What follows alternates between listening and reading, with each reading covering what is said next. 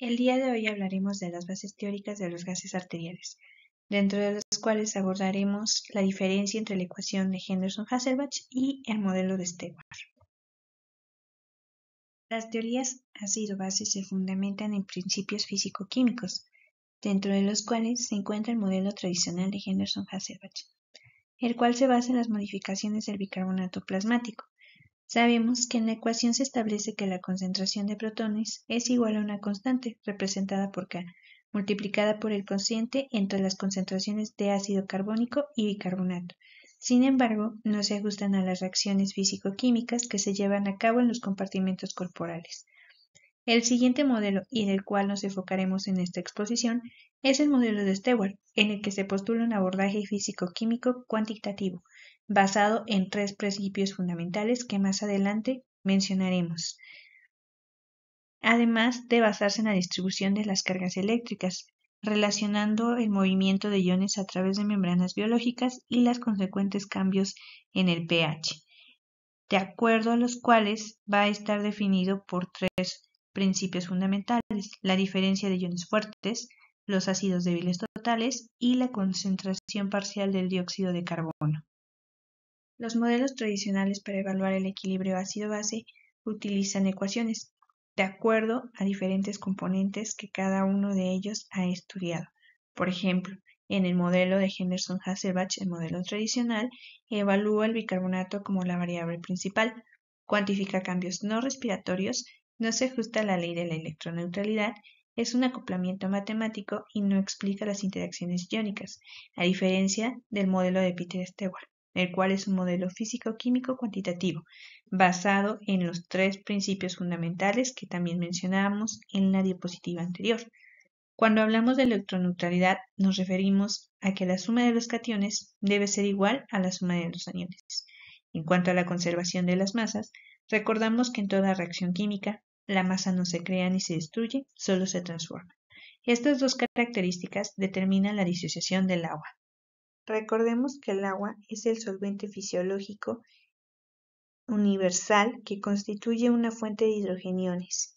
Los determinantes de la concentración de hidrogeniones en el plasma son la diferencia de iones fuertes, que se define como aquellos que se disocian casi por completo en una solución acuosa. Representa el balance de la carga neta de los iones capaces de disociarse casi por completo. Se calcula de la siguiente manera. Diferencia de iones fuertes es igual a la suma del sodio más potasio más magnesio más calcio, menos la suma del cloro con el lactato. Un ácido es débil o fuerte en relación a su capacidad de disociarse en una solución. Como ya se mencionó, determinan la electroneutralidad. El rango operacional del pH para un ácido débil es el pH de la solución que está dentro de una unidad de pH de la constante de disociación del ácido débil. De esta manera se pueden dividir los ácidos débiles de los ácidos fuertes. A un pH de 7.40, un ácido con una constante de disociación de 6.4 estará disociado en un 90%. Un ácido débil es aquel que tiene una constante de disociación mayor a 5.4 a una temperatura de 37 grados centígrados, y un ácido fuerte es aquel que tiene una constante de disociación menor a 5.4. Entre estos ácidos fuertes vamos a encontrar al acetato y el gluconato, mientras que los ácidos débiles totales de mayor importancia para el modelo de Stewart son la albúmina y el fosfato. En la diapositiva podemos observar la fórmula para obtener la albúmina iónica y el fosfato aniónico.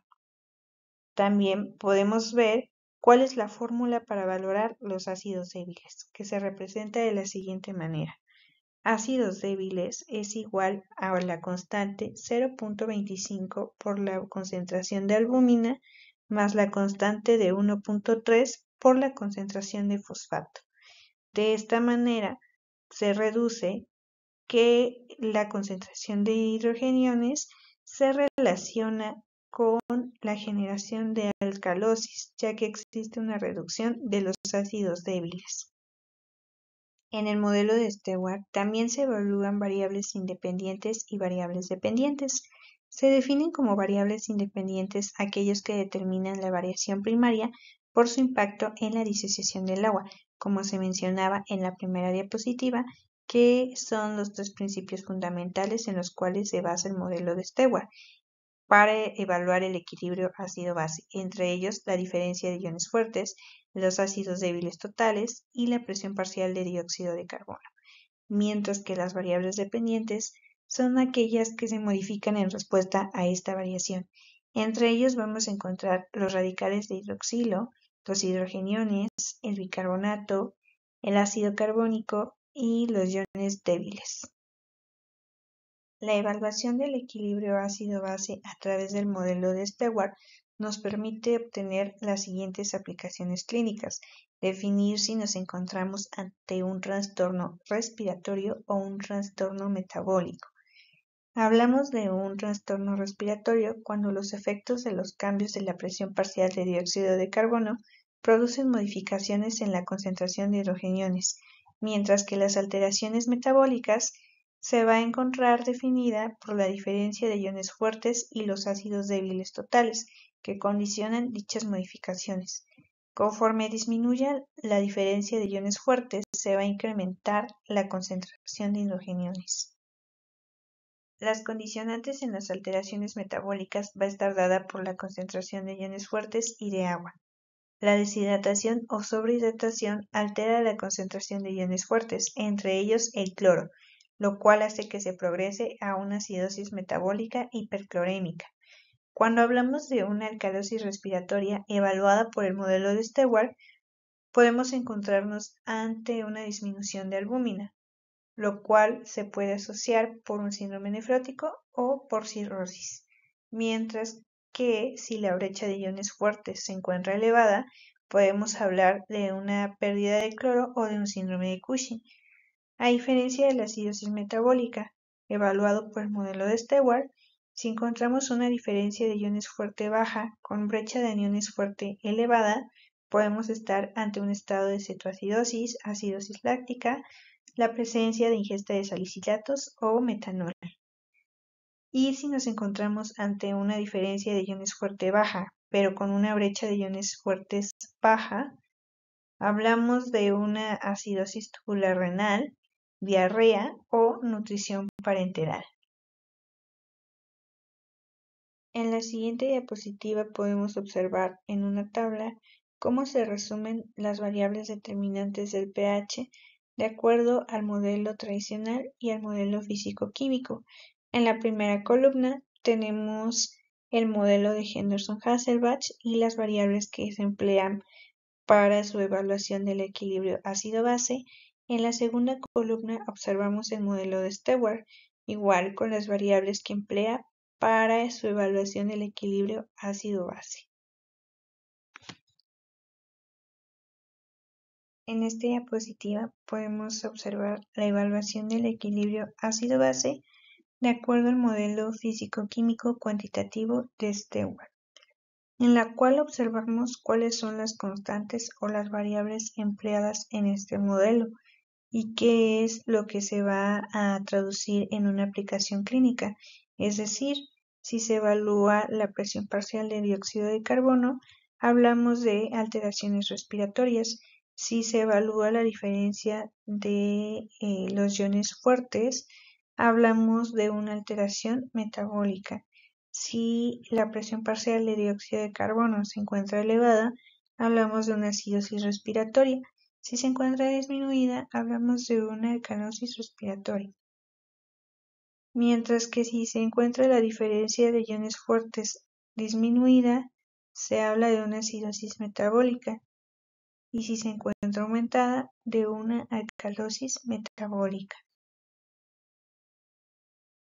Otro de los temas que abordaremos el día de hoy y que tiene relevancia en el equilibrio ácido-base es la curva de disociación de la hemoglobina, la cual es un gráfico que representa la relación entre la concentración de oxígeno y la afinidad que tiene la hemoglobina por el oxígeno.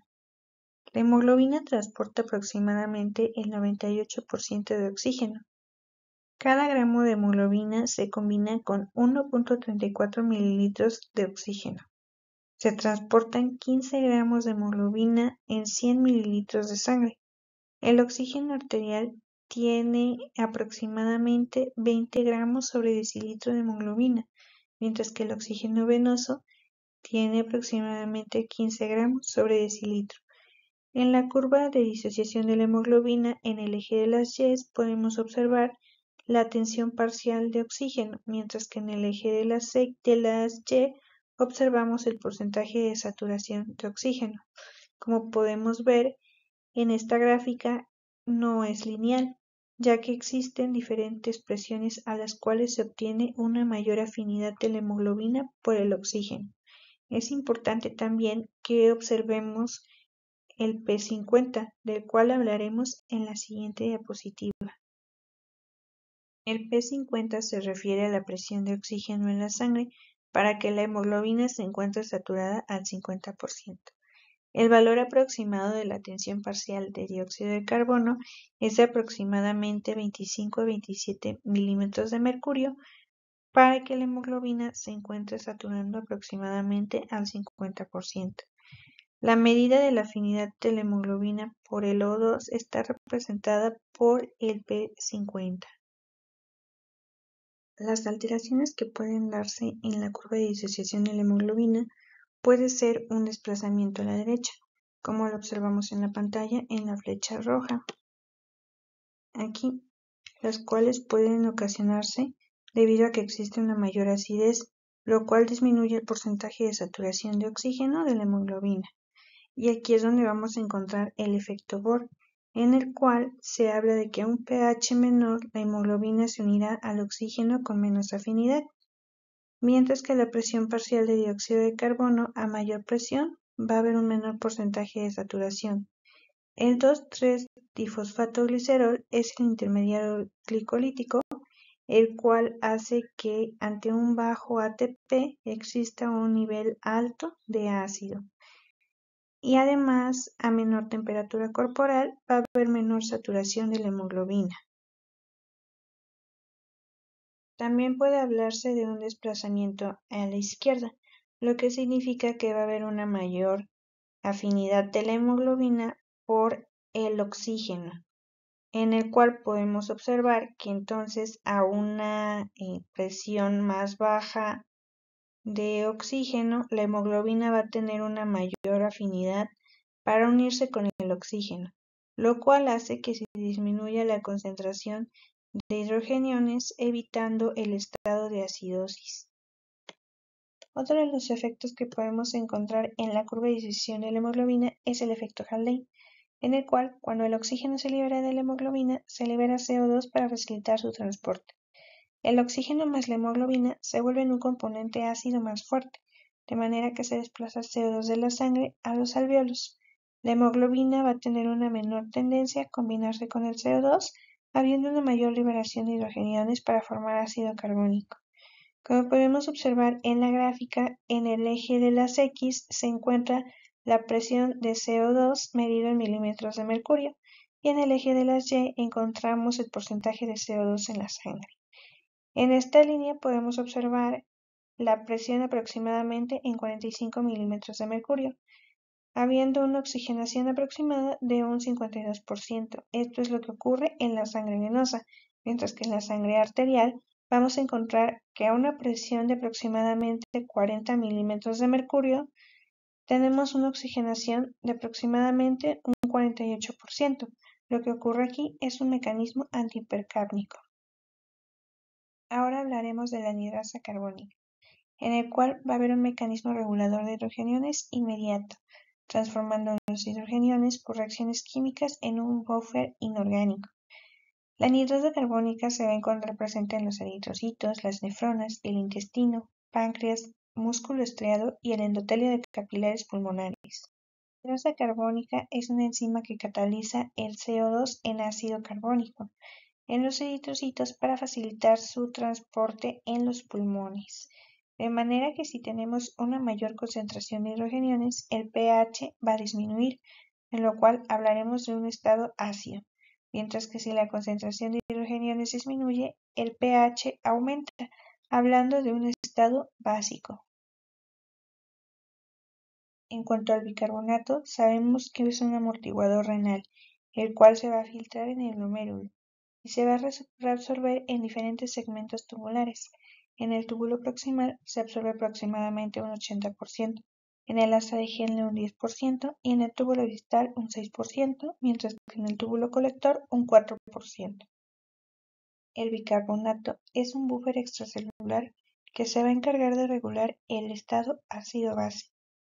Cuando existe una alcalosis, se va a secretar menos hidrogeniones y se va a dejar de reabsorber el bicarbonato, a diferencia de la acidosis, que se va a secretar mayor hidrogeniones y se va a reabsorber el bicarbonato.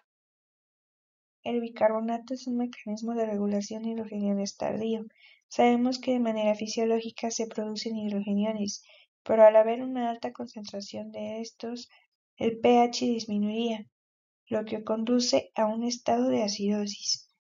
Es por ello que tenemos la importancia de la anhidrasa carbónica y del bicarbonato, ya que el bicarbonato se va a unir a los hidrogeniones y a través de la anhidrasa carbónica vamos a obtener CO2 para liberarse en los pulmones y agua para liberarse en el medio metabólico de la sangre, y de esta manera obtener un equilibrio ácido-base.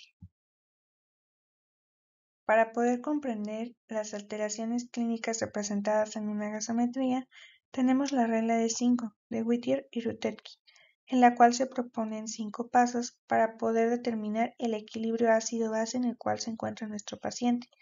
Primero, debemos determinar el trastorno de base a través de la evaluación del pH. Si hay un pH mayor a 7,45, hablamos de una alcalemia, mientras que si estamos en un pH menor a 7,35, hablamos de una acidemia. Posteriormente, vamos a ver cuál es el componente, es decir, si hay una alteración metabólica o respiratoria. En el caso de la alcalemia, si el PCO2 es menor a 35, estamos ante una alcalosis respiratoria, mientras que si el bicarbonato es mayor a 28, estamos ante una alcalosis metabólica. En el caso de la acidemia, si el PCO2 es mayor a 45, estamos en una acidosis respiratoria, mientras que el bicarbonato se encuentra menor a 18, hablamos de una acidosis metabólica. Posteriormente, evaluamos nuestra brecha aniónica a través de la suma del sodio más potasio menos el cloro más el bicarbonato. Es importante conocer cuáles son los factores que van a hacer que la brecha aniónica se encuentre elevada. Por ello, ocupamos la mnemotecnia que se muestra en la pantalla, en el cual debemos de pensar en el metanol, la uremia, la cetoacidosis, los paraleídos, la isoniazida o el hierro, el lactato, el etanol y los salicilatos. Posteriormente, una vez determinada cuál es la alteración clínica encontrada en nuestro paciente, de acuerdo al componente que se haya determinado, se debe de saber si nuestro paciente está compensando el estado ácido-base en el cual se encuentra. Y finalmente, saber si nuestro paciente tiene un trastorno agregado a través de la obtención de la delta GAP, la cual va a realizarse a través de la brecha aniónica real menos la brecha aniónica ideal entre el bicarbonato ideal menos el bicarbonato real. Si obtenemos un resultado menor a 1, hablamos de una acidemia metabólica hiperclorémica, mientras que si encontramos un delta GAP mayor a 1,6, hablamos de una alcalosis metabólica.